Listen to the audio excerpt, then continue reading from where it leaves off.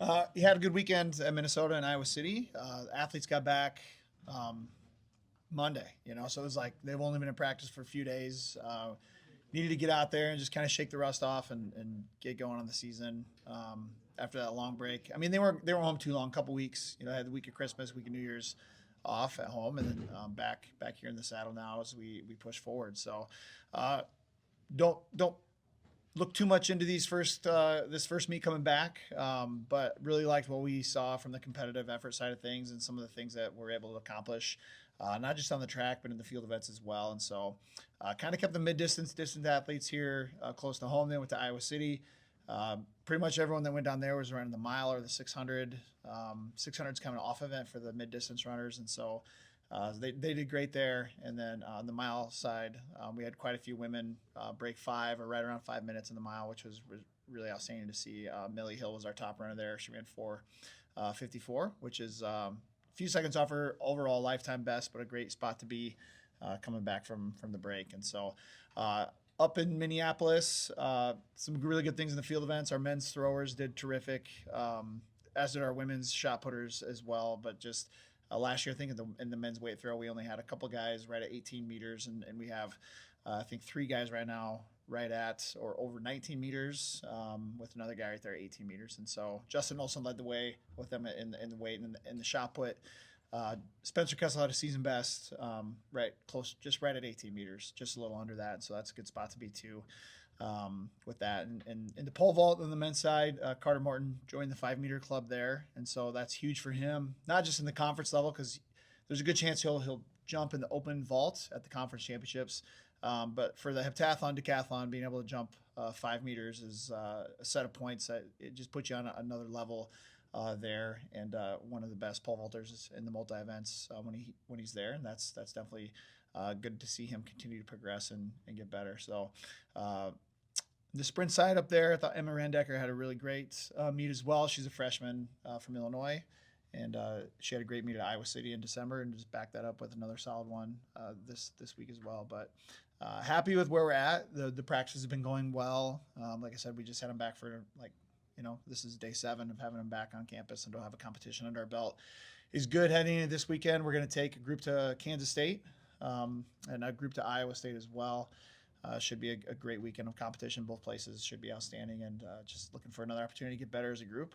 The goal is to just move that needle forward every single week. And even though we didn't have them for too long before the first meet this past weekend, we definitely were better than we were in December, and that's nice. And so we just got to continue to push that and just keep that moving. So, any questions for track? What's determining what groups or individuals are either going to Ames or Manhattan? Yeah, so it's we like having both those trips. It gives everyone an opportunity to compete, and so really looking for field events and sprints to be able to go to Kansas State. We will take a field on the distance and distance athletes as well. More like a conference roster type of a field, or even a little bit lighter than a conference roster. Making that trip, it's like a 6-hour drive, so you put them on the bus. You want to overload the bus. You want to have room to not be uncomfortable on your way down. So that gives us a chance to take everyone else that doesn't make that trip to Kansas State to have a really high quality meet at Iowa State as well. And so that's just really nice, because you have close to 115 athletes on our team, and if you only took 50 people to a trip, half the team is sitting out, not competing and not having an opportunity to get better. And so it's important to us that we make sure those athletes have opportunities to compete as well, put the uniform on, get in competitive situations, because you just don't know. You see them in practice, and you determine on who goes on what trip based on what you see in practice and some of these early season meets. But you don't give them an opportunity, they can't show you what they're capable of. And so sometimes you take them to a secondary meet and they pop one off, and you're like, all right, well, next time you're getting on the bus, kind of thing. And so, but both great opportunities, good competition both places, and just kind of more of a, what do we need to see? What place has certain level of competition and certain different events and those kind of things. So track and field can get a little in the weeds in that sometimes. We try to keep ourselves together as much as we can, but on a weekend like this, it's a good opportunity to split and divide. The week after that, the whole team will be at Iowa City, so that'll be great. And we'll just go from there. Anything else for track? Coach, I'm working on a unique story. You have a thrower who is in the National Guard. He's training. His parents had to send him his hammer throw ball and wires out there. Nathan Wildy, could you talk a little about the uniqueness of that and him preparing to join you guys when he's back from it? Yeah. Oh man, thanks for bringing that up. Nathan Wildy, thrower for us. He's more of like a hammer throw outdoors, weight thrower indoors.